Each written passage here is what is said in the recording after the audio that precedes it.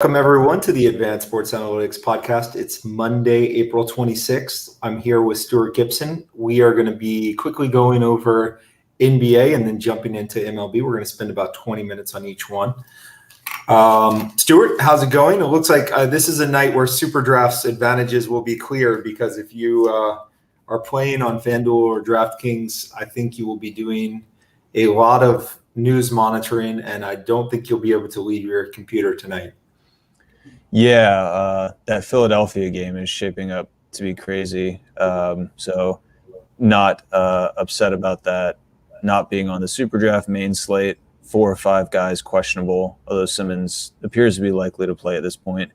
But we still have the late Dallas game where, as of now, all 5 projected starters are questionable. So not really sure who's going to play and who's not, but probably makes sense to leave a good bit of positional flexibility in your rosters tonight, given that, I would expect at least a couple of those guys to be ruled out tonight, and whoever are the remaining Mavericks standing figure to be in a good spot. I mean, Sacramento is an incredible matchup, so if there is injury value to be had on that Dallas side, having the flexibility to capitalize is going to be super valuable. So, that's really kind of the key one to keep an eye on.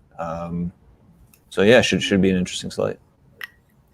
Yeah, SuperDraft makes the late swap so much easier. The fact that you just swap out one player versus the salary cap, where you really have to move a lot of stuff around. Yeah, and certainly with the Dallas game, the 2 guys kind of to keep an eye on are like Doncic and Porzingis. Both of them have dual position eligibility, which is nice. So your Richardson has single position eligibility.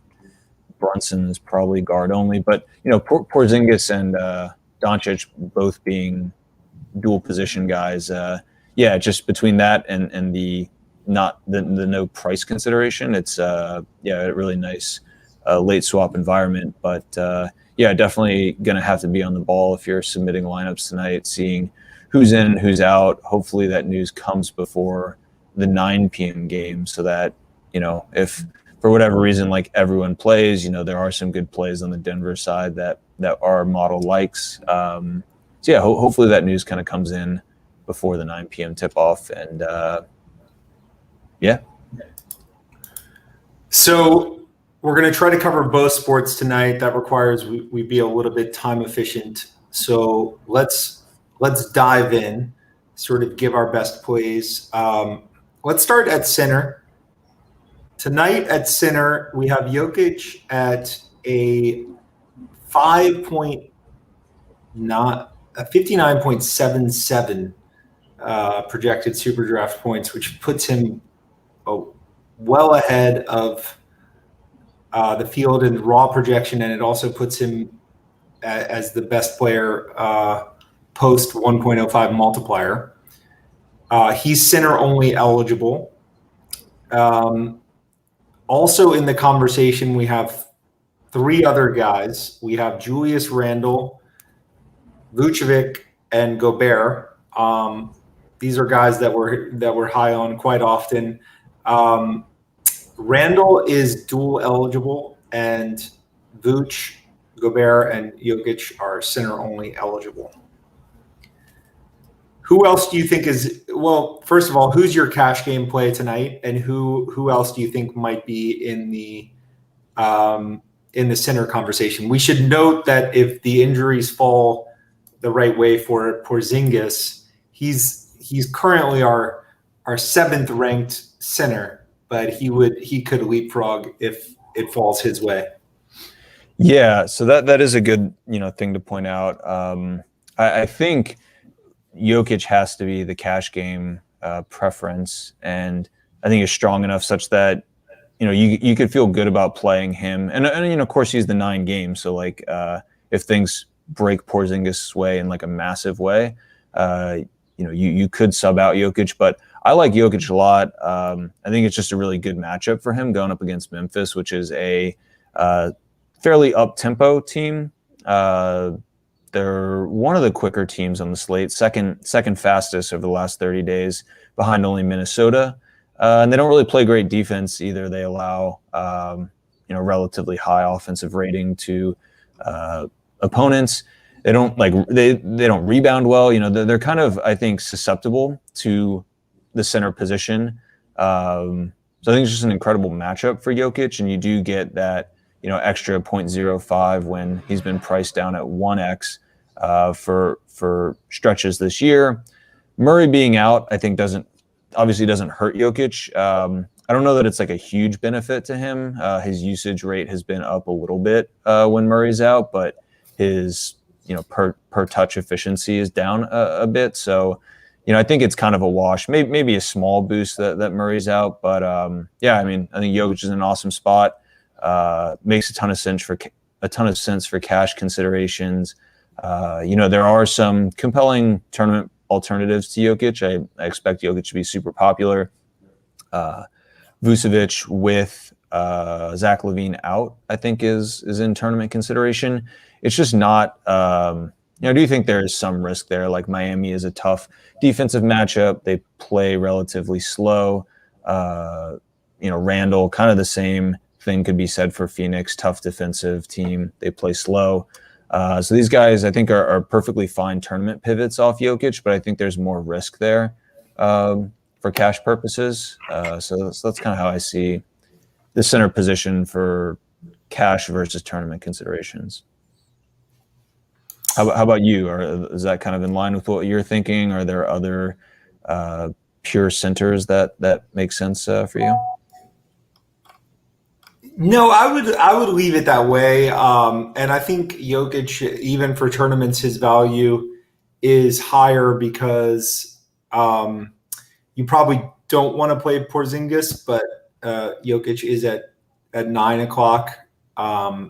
And you'll probably get the news by that point on Dallas, and you could leave open that position to do some swapping. So I think it makes a good bit of sense. And then you could throw Towns in some tournament lineups.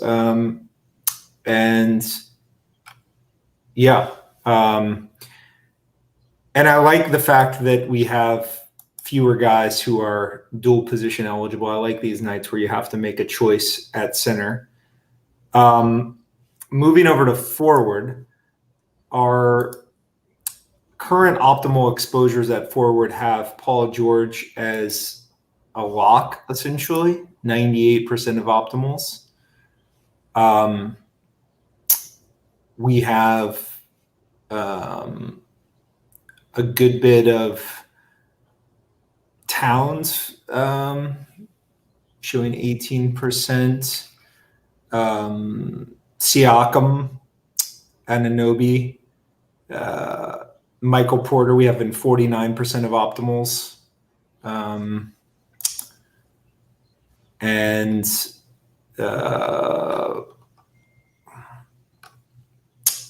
So George is our one lock on the night, and I don't anticipate that will change. Tight game environment, 228 spread, Kawhi definitely out. I just think he'll kind of remain a lock and a high risk fade. Anunoby is a strong play, but a safer fade based on his historical volatility. We have him in 31% of lineups at the moment. Typically in this sort of game spread situation, we would have Ingram and Zion in our optimals.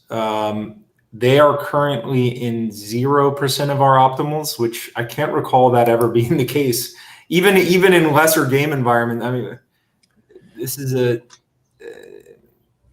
they've brought the multiplier down on both of them. I mean, Zion is at 1.1, and I think at previous points in the last month or so, he's been at like 1.2, 1.25, even 1.15 recently, but he's now all the way down at 1.1. He's being treated like one of the elite players. And I think rightfully so. I mean, he's been awesome this year. And Ingram is down to 1.25, whereas he's been at like 1.3, 1.35 at points not that long ago. So, I think the kind of raw projection is holding steady. It's it's not the greatest matchup. Like I think LAC is pretty tough, especially against the front court. But like I would guess that most of it's coming from price sensitivity, which I think is important. Like being sensitive to multipliers and pricing is super important, and something that I think casual players might not be as attentive to. But I hope our projections and kind of optimizer make that allow users to be sensitive to pricing, and I think that's kind of the case here. Yeah, I would like to see Zion's multiplier a little bit lower than that. I'm sorry, a little bit higher, like maybe not where he started the season at 1.35, but maybe around 1.2 or 1.25. He hasn't had the smash performances even this season to match guys that are usually priced around the 1.1. He's improved his ability to have the very high output performances, but he's still not having so many smash performances. And I'm just looking at the log recently. He does a fair number of like 30. His minutes have gotten up above 35 in a fair number of games this season, which was not the case last season.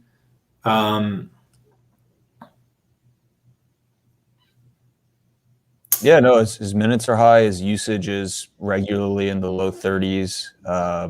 We know that he can be a quite efficient scorer and rebounder, and also get to the line with free throw attempts, can defend. We're not. He's not like a cash game consideration, but he's not projected so poorly that I wouldn't expect to see him in some tournament lineups if you're building like more than 10 lineups or something, and assuming some degree of like variance and diversity in your lineup. So just looking at his history, I think so. He's never had a triple double. Is that correct? And he doesn't really have his assists average under 5, which is one of the reasons that he doesn't have the blowout fantasy performances, and he doesn't have like those Gobert type rebound games where he's just smashing the boards. I don't know. He puts up big fantasy performances, but if he's going to be consistently priced at 1.1, he's rarely going to win a tournament. You know what I'm saying? He doesn't smash that often. Yeah, and I'm not sure what like public perception is. He's got, of course, that highlight reel block where he swats it into the stands, but like he's not a super prolific shot blocker, and like he's averaged basically one shot block a game for the past 20 games. Yeah. So and then likewise on steals, he averages about 1. So I think that is the big thing that keeps his fantasy from smashing. Like as far as I see, he's never had a triple double. He's not a big assist guy. So the fact that he's basically not a big assist, steals, or blocks guy just keeps him from smashing. Yeah.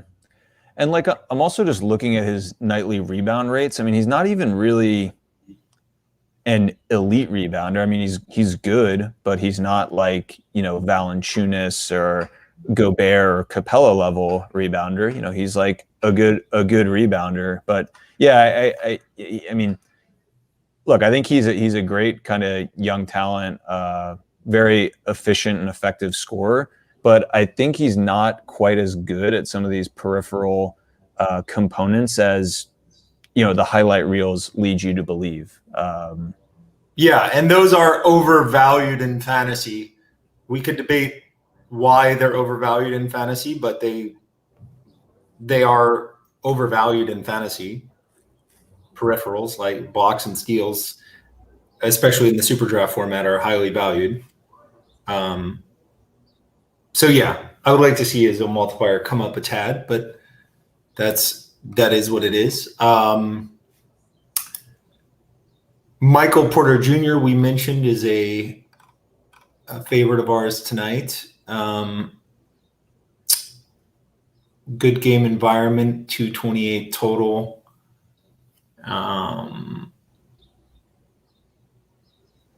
Barton is held still. Yeah, so we like that play quite a bit. We mentioned Randall we like a good bit, and you can play him at forward.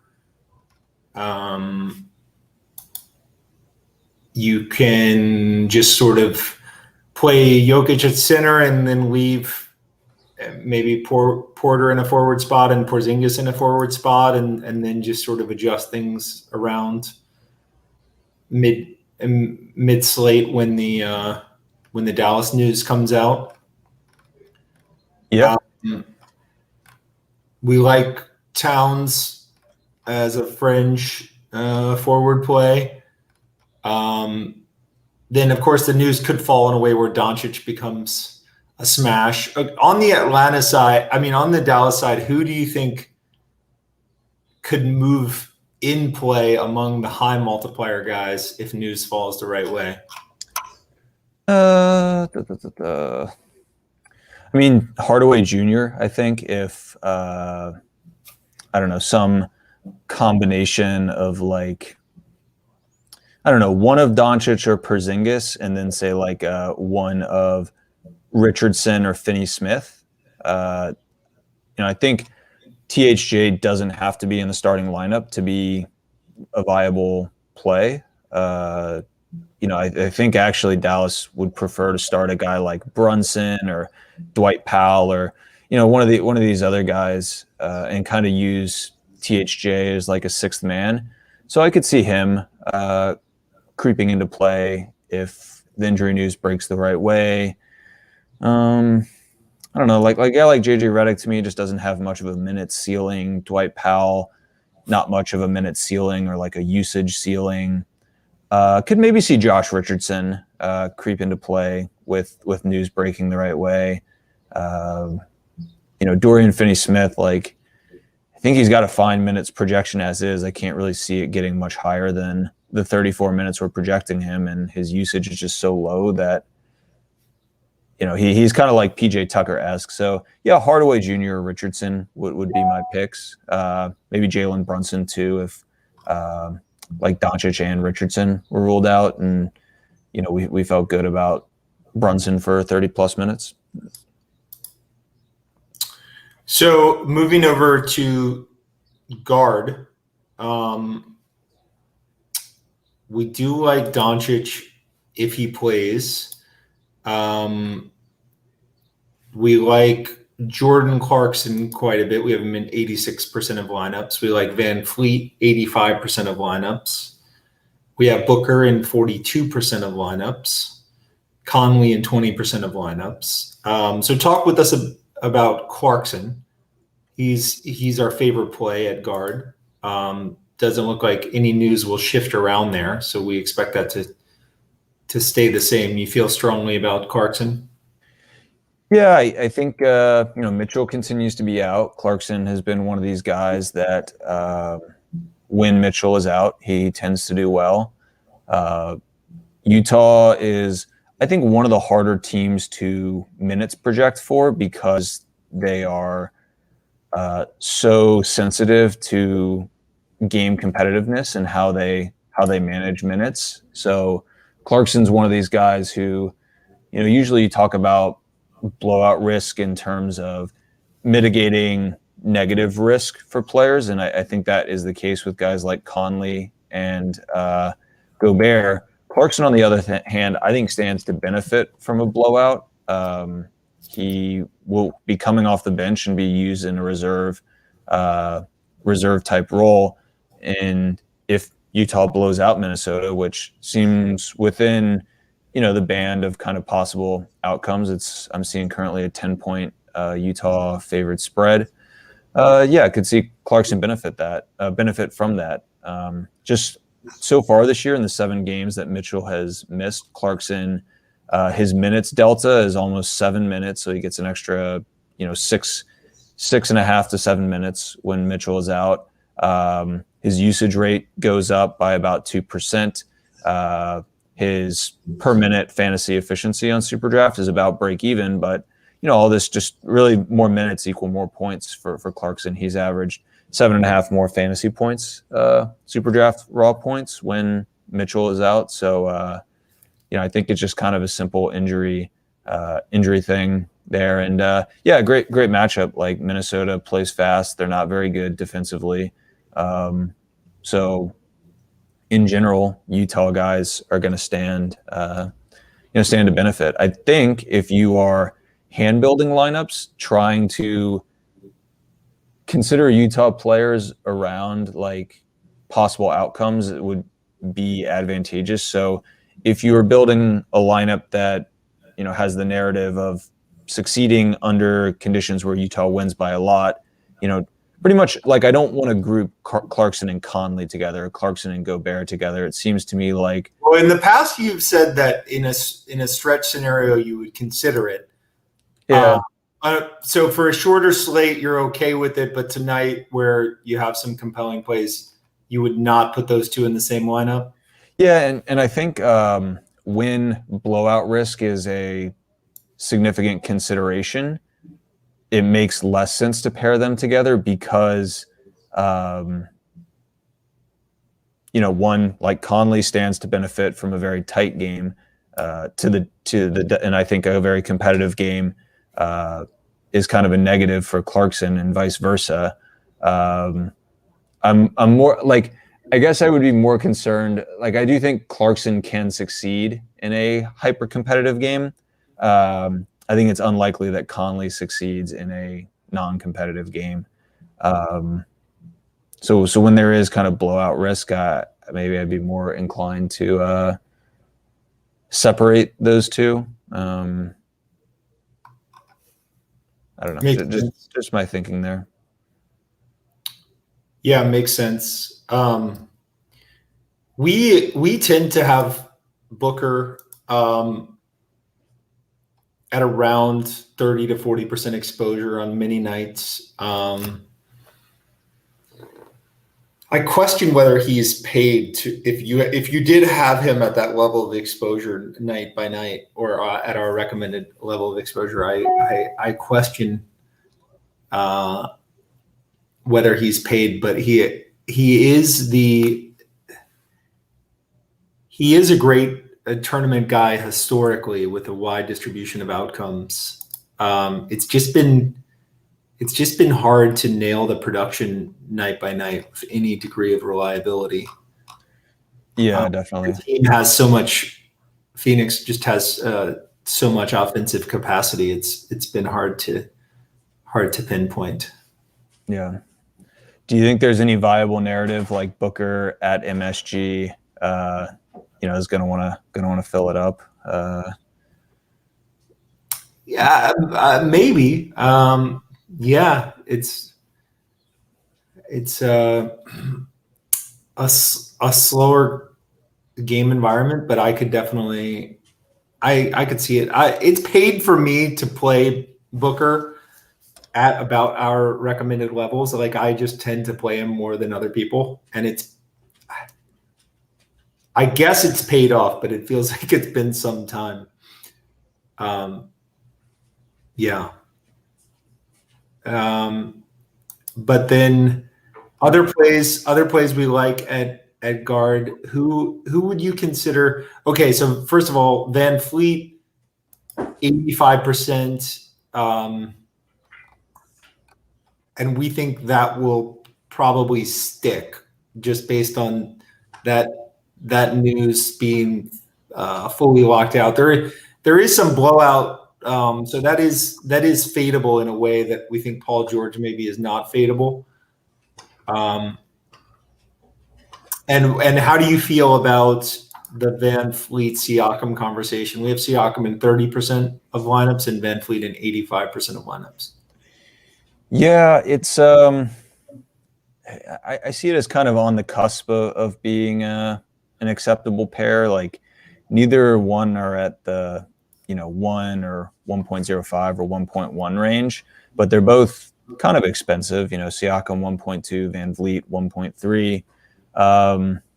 The thing with Toronto, they go through these stretches where they are very comfortable playing their starters like 40 plus minutes, and they have kind of been in that mode as of late. And I think both Van Vliet and Siakam have 40-minute potential tonight, given that Boucher and Gary Trent are out. So I think there's just a lot of minutes to be had for really these Toronto guys as a whole. Like Siakam, Anunoby, Van Vliet, Lowry have just like been, Kim Birch to a lesser extent have been getting a lot of run. Toronto is once again kind of thin, but with a different cohort of players. It feels like not that long ago that Lowry, Van Vliet, Anunoby, and Siakam were consistently out, and now it's Boucher, Trent. And Toronto's keeping it pretty tight with their rotations. But it's a tough matchup, I think there's a lot of opportunity for these Toronto guys, but it's not the greatest matchup as reflected by the game total. And just Cleveland is kind of slow and a reasonably effective defensive team. So it's, I wouldn't say that these guys are total lock buttons. There is some risk in just the Toronto side as a whole. But I mean, if all three of these guys, Anunoby, Siakam, Van Vliet, play close to 40 minutes, you'd have to figure one of them is in a decent position to have a big night. Yeah. Now, that was longer than our allotted time for NBA, so we will be a little fast on MLB. It is an interesting slate for MLB. We have some very low total games, some quality pitching. We have a pretty clean, medium-sized slate with no weather issues.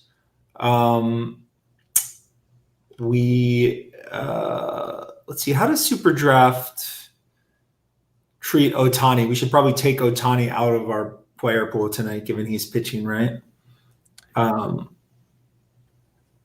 Yeah.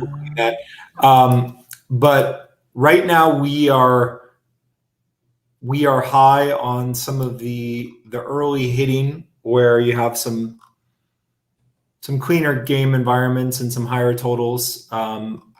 The highest totals of the night are the Yankees and the Braves, essentially, and we like the Braves a good bit. We have Freeman as one of our favorite plays. Freeman, the Atlanta ballpark was built lefty friendly, and Freeman he's always high owned in these spots, but maybe even not highly enough owned when he's got the platoon advantage in home park. We are on Acuna as well. And then we do not have good high exposure to other Atlanta guys. We've got a touch of Ozuna. So if you were going to go ahead and complete that stack for Atlanta, you have Acuna, Freeman, and Ozuna as 1, 2, and 3. Who would be your natural fourth in that Atlanta stack? Well, as I scroll down, I guess Darno, batting fifth. We've got a strong projection on him. I don't know when I've been playing a good bit of MLB lately on SuperDraft, and I don't really go to the full extent to stack up four players on a team. I'm not totally sure if that is the correct approach, but given that there are only 6 hitter slots, a four player stack essentially takes up 2/3 of your lineup capacity, as we're with other formats where I think there's 7 or 8. I think eight hitter slots. Five player stack in an eight hitter lineup is not taking up quite as much. I don't know. My observation has been kind of subjectively that the winning lineups tend to be like three player stack plus 3 1-offs, or 2 3 and 3s, or a 3 and 2 with 1 1-off, something like that. But yes, I guess for Atlanta, if I were going 4, I'd probably go Acuna, Ozuna, Freeman, Darno would be one way to go. I mean, we've got a strong projection on Swanson as well. I think actually, as I'm looking at it, we have a better Swanson projection than Darno. I guess by being catcher, I don't know. I don't see Darno as like a huge pinch hit risk. So I think it's just a bit of a big gap to span, right? If you're going Acuna, Freeman, Ozuna, 1, 2, 3, it's a bit of a leap to go to Swanson at 6. So I don't know. Swanson, I guess, projects a little better, not by much. I guess for stack purposes, I'd probably go Darno, just a little closer, a little tighter. You're pretty much skipping Albies at 4, and going 4 of the top 5 Atlanta guys from a batting order standpoint. Now, on these nights where we have a very clear favorite play at pitcher, I would argue that it makes sense to just go ahead and kind of lock in the high equity play. We have 2 pitchers that we think are far above the other options. We have Urias at a very high 2x multiplier in a game where the Dodgers are a 2-1 favorite in a 7.5 run total game.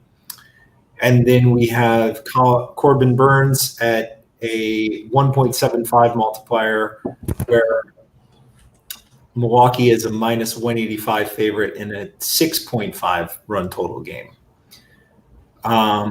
So these multipliers are quite high, and we would kind of recommend just locking these guys in, because I have noticed that the ownership tends to spread around a bit at pitching. That now the downside is that, of course, these pitchers could get blown up. Of course, in these type run total games, the absolute blow up doesn't happen so often, but it could happen, and your night would be ruined. But I think equity-wise, it makes sense to sort of lock in these high-value pitchers on a night like tonight. Would you agree with that? Yeah, so it's an interesting point you make. Pitchers and goalies in hockey are kind of the 2 positions where negative outcomes are a possibility. And I mean, I've had it happen a number of times in hockey. Like, it's pretty painful having a 2x goalie that gives up negative points, because that multiplier pretty much swings the inverse way. And I think baseball, negative outcomes are even more in the range of possibilities for pitchers. Urias, I feel pretty good about. So I'm not, too concerned there. A guy like Urquidy, who we project quite favorably, and I'm going to guess a lot of that comes from his matchup. Seattle takes a lot of strikeouts. I think there is a little more risk with a guy like Urquidy, who is 2x, and if he stays above water, it's a fine play. But if he implodes, I don't know, for tournament purposes, your lineup's probably dead anyways. Like, you can't have a pitcher take kind of an average game and have tournament winning upside. So yeah, it is interesting, kind of these high equity from a projection standpoint plays, but when you consider kind of the range of possible outcomes, there is some risk with like Urquidy, or I look at like Manaea at 1.9, Desclafani at 1.85 going up against Colorado. Like these are heavy multipliers where if things go the right way for them, you're feeling good about getting that 2x or near 2x. But if the if the ball gets rolling in the wrong direction, there is some serious risk there, especially for cash purposes. But yeah, I feel good about Urias. Feel good about Burns. Burns will be very popular, but I think it is warranted given his strikeout upside and Miami, which is, along with Seattle, one of the more strikeout-prone offenses, probably the most strikeout-prone offense right now. So, yeah, those are kind of the pitchers that are bubbling to the top for cash and tournament purposes. Yeah, I think you'd go ahead and lock in the equity with some of these high multiplier guys that we like a good bit. You might get blown up, but it's a relatively flat pay structure on SuperDraft, and you just take your chances. So on the batting side, there are some other one-off plays that we like a good bit. We like Castanheira, who pairs nicely with Burns. We like Tyrone Taylor, who I can't say I have played much in any format, but he also pairs well with Burns. He's a righty batting, projected 6th in the order. If you're able to speak to Tyrone Taylor, let me know. Jared Walsh, we like a good bit. And then New York, surprisingly, we have only Stanton popping.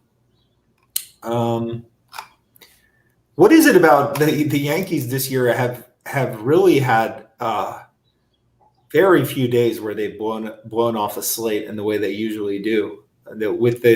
With the type of fantasy friendly power they have, there are usually multiple slates that the Yankees just put away, and it hasn't been happening much this year. Yeah, it has kind of come through individual plays. I mean, Stanton has been a strong play at points this year. I think this weekend he had a big 2-home-run game. I mean, they're priced pretty aggressively. Stanton, in my mind, at 1.2x feels like kind of the clear value. But then, you got Judge at 1.1, LeMahieu at 1.2. Just in general, they're kind of a low multiplier team.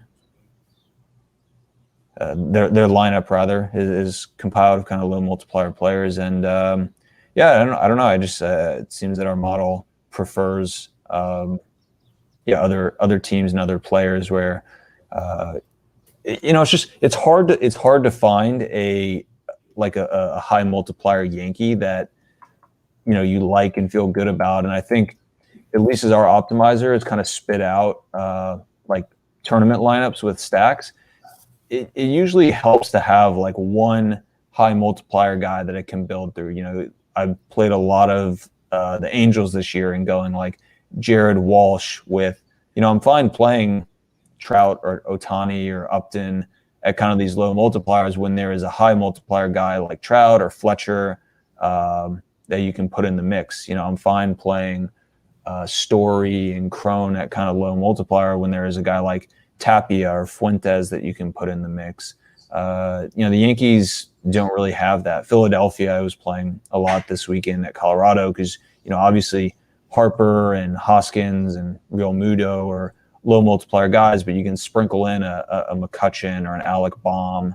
And the Yankees just don't have that high multiplier guy that makes them super favorable from a medium projection standpoint. Obviously they can put up a big 10-run game and get there even with the low multiplier guys. But for the purposes of our system, it hasn't been, even like Odor batting fourth, 1.3x, to me feels like a guy who should be a little higher multiplier.